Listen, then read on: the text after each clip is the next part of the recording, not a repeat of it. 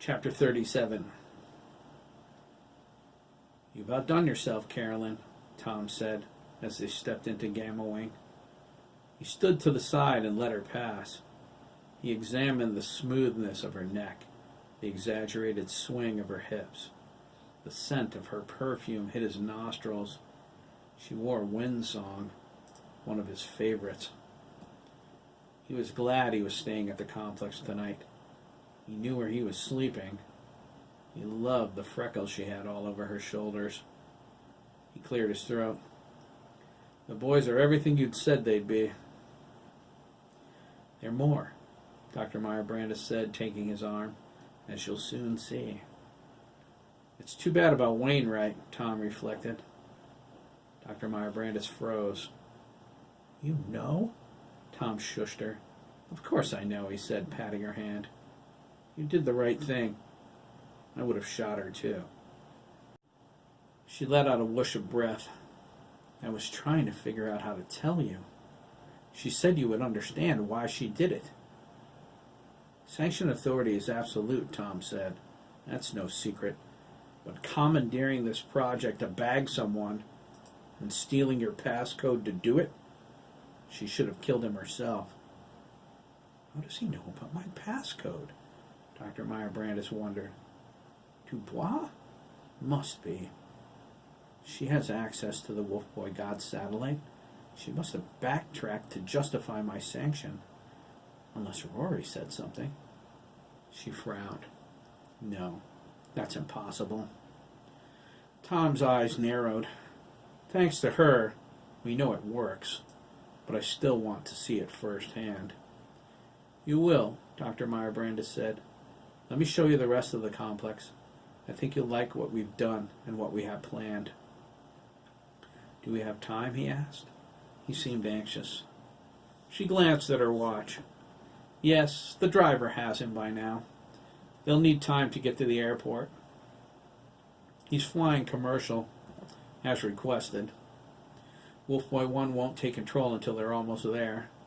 She stretched out her hand down the hallway. "Please, this way." Tom passed Ops. Dr. Wang was inside. A diagnostic on Oliver's systems ran on his monitor. It wasn't necessary. Wolfboy God monitored all 7 Wolf Boys at all times. The slightest deviation from established parameters, physical or emotional, was noted and relayed immediately. Dr. Wang felt it best to be overcautious today. He sensed Tom's eyes burning into him, but he didn't turn. He kept at his business, making minor adjustments. Oliver's anxiety level was high, although within established parameters. Dr. Wang brought it down anyway. Dr. Meyer-Brandis led Tom through Gamma Wing, away from Ops in the surgical theater. They passed the doctor's laboratories, genetics, cybernetic technology, and computer science. Tom pointed at the gestation lab. "Anyone here?" he asked. Dr. Meyer-Brandis nodded. She wondered how Tom knew about Wainwright. She concluded Lieutenant Colonel Ryan reported the cleanup crew. She elected not to ask. The point was moot. Tom thought it was a good sanction, so no more needed to be said. She punched in the access code for the gestation lab. It was a secure room. No one was allowed in there except the doctors and the director. Tom separated from Dr. Meyer-Brandis. He strolled around the room. There were 7 beds covered with oxygen tents. Life support equipment hummed and beeped inside each. Monitors flashed, displaying the biofunctions of the woman occupying them. There was a heavy odor of disinfectant in the air that made him gag. He shook it off. He paused at the foot of each bed to glance over the medical charts hanging there. He stopped by the bed at the end of the first row. He tapped on the plastic intravenous bag and followed the tube down to a frail arm. "You've kept them all?" Tom asked. He reached into the tent and touched the woman's cheek. It was clammy. "Even Abby Taylor?" Dr. Meyer Brandis crossed her arms. They've been invaluable, she said, especially Mildred Pearson. She gestured toward the woman in the bed across from Abby. Like the others, she's a biological match and qualified organ donor to the wolf boy she birthed. It's why we chose them. Complete compatibility, brain dead, but still able to carry children to term. Kelly's been in surgery a dozen times more than the other boys. Having her on site saved his life twice. He required a bone marrow transplant once, and a kidney another time. There's always blood, too. But Taylor, Tom said, looking through the oxygen tent. Abby's face was drawn back tight. She grossly resembled someone dying of starvation. She's been here for 16 years?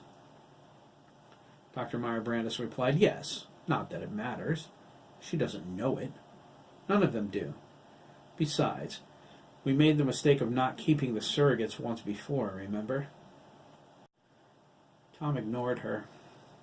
I don't know. They say comatose people are aware of their surroundings. Comatose? Dr. Meyer Brandis asked. Perhaps, Tom, but not the brain dead. She pointed at Abby. Take her, for example. A tragic story. The world-renowned novelist, famous for her brilliant romantic fiction, who overdosed trying to take her life. And the fathers? Tom asked. Dr. Meyer Brandis laughed. The sperm donors, you mean? She asked. Do you even remember who they were? I have it in my records, Tom scowled. He was annoyed the information wasn't right at hand. I should have kept Darcy with me, he thought. But no one's getting near ops today except the doctors and me. He asked, wasn't Taylor's donor some child prodigy? Chess, yes, Dr. Meyer Brandis replied. He was in the hospital having his tonsils taken out a few weeks after his 13th birthday. We took the donation with a syringe. She smiled at Tom's obvious discomfort. We implanted Abby shortly after. She stroked her chin. He's a world-class competitor now. Quite brilliant. She paused and then added, as is Oliver. Was it one of the donors a criminal? Dr. Meyer Brandis crossed the room to Kayla Fields. She was in her late 60s. Her, she said. Fields. Right, Tom agreed. The biochemist who carried the son of the killer. Yes, but he was a genius, Dr. Meyer Brandis said. He was a mass murderer, Carolyn. Yes, but he was a genius, she reiterated. And the boy? Adam? She asked. She raised her eyebrow, her gaze far away. You saw him. He's brilliant, and as devious as his father. She shook her head. Adam has an intensity the other boys lack. Ultimately, he'll end up the strongest one of them all. Tom said, Sure, Carolyn. If he's anywhere near as sick as his father, he'll be a great killer. How many women did he murder? 36? 22, Dr. Meyer Brandis replied. She led Tom from the room. Don't worry, she said. We've watched that very carefully. I'm rather proud of him. He was my greatest work, next to the prototype. Oliver? Tom asked. Dr. Meyer Brandis sealed the door to gestations. Oliver, she confirmed. He's perfect. Speaking of, Tom began. Yes, we should go to ops. Rory will be here soon, and we can get started. I'll leave you there with Wang. Leave me? Tom asked, stopping short. He took her hand in his. His eyes burned with passionate desire.